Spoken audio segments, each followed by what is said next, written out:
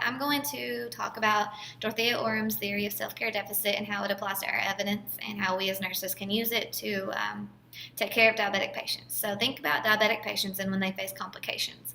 And typically it's due to the fact that they cannot effectively take care of themselves. They don't know how to they don't know how to use their monitors. They can't physically use their monitors. There's just some kind of barrier that's preventing them from taking care of themselves. So the self-care deficit theory states that when patients or their families are unable to care for themselves, nurses have to step in and help the patient make up for that deficit of self-care. So it's really a theory that is made up of three related theories. And you have the theory of self-care, so that's why and how people care for themselves. And then you have the theory of self-care deficit, and that's how and why people can be helped through nursing. And then you have the theory of nursing systems, and this explains how the relationship must exist and be maintained for nursing to occur. Orem has three main concepts that I want to focus on today. And the first is self-care agency, and this is really the ability of the patient to take care of themselves. So she has a long definition up there, but really it's just, can they take care of themselves? Secondly, we have therapeutic self-care demand, and this is just all the things that a patient must do to take care of themselves. So this is going to be the monitoring, the healthy eating, exercising, dosing insulin, just everything that needs to be done to take care of themselves. And then lastly, we have the three systems of nursing. And these three systems are going to talk about how much assistance is needed from the nurse, and we'll talk about that a little later. For identification of implementation strategies, we're going to focus on Orem's main concepts and apply them to how we can help take care of the patient. So first, we want to really determine the patient's self-care agency. So are they capable of taking care of themselves? Do they need assistance from the nurse? Or do we need to completely take care of them for them because they can't do it on their own? And that's when we decide what nursing system is appropriate. First, we have the wholly compensatory system, and this is where the nurse carries out every single activity that must be done to lower their glucose and to keep them healthy. So as a nurse, we will physically do everything for them.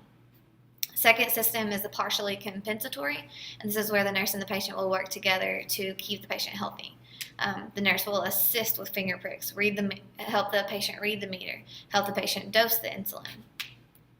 Lastly, we have the supportive educative system, and this is where the patient has the ability to monitor and maintain their blood glucose, but they just require assistance. It's a lot like the other system, but this one I like to think of it as focusing more on teaching because they have a better ability to do it on their own.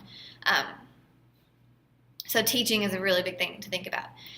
In all caps, you see you want to promote the patient as a self-care agent. So if they can physically do it, we want to promote that and promote that responsibility and that independence. Now we're going to look at the four meta-paradigms of theory, and we're also going to discuss how each meta-paradigm applies to our evidence. First, we have the person, and according to Orem, this is the patient, and you want to view them holistically, not as just a patient that has an illness or disease. You want to look at them holistically. So, are they physically capable of taking care of themselves? Can they learn how to take care of themselves? So, there's a list of all the things that a patient should be able to do if they have diabetes, and that's a lot of things to worry about. Environment is basically just where they live, so all the physical, chemical, biological, and social aspects that surround a patient's lives. So you would think that environmental factors are going to influence the patient's health. So think about these factors. So they can be financial problems. What if the patient can't afford their insulin? So that's going to be a barrier. Their age, education, family support, all are going to be barriers, or they could be barriers. Now we have health, and this is the patient's ability to actually live in that environment, no matter the circumstances, and achieve a certain level of health, a level of success. So is the patient able to overcome those barriers and stay healthy? And then lastly, we have nursing, and this is everything that we're going to do. So this is how a nurse acts, knows, and helps patients meet their self-care demands.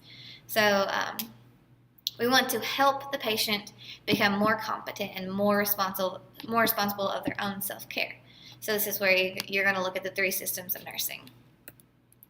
And so as a nurse that's taking care of a patient with diabetes, what are you going to do?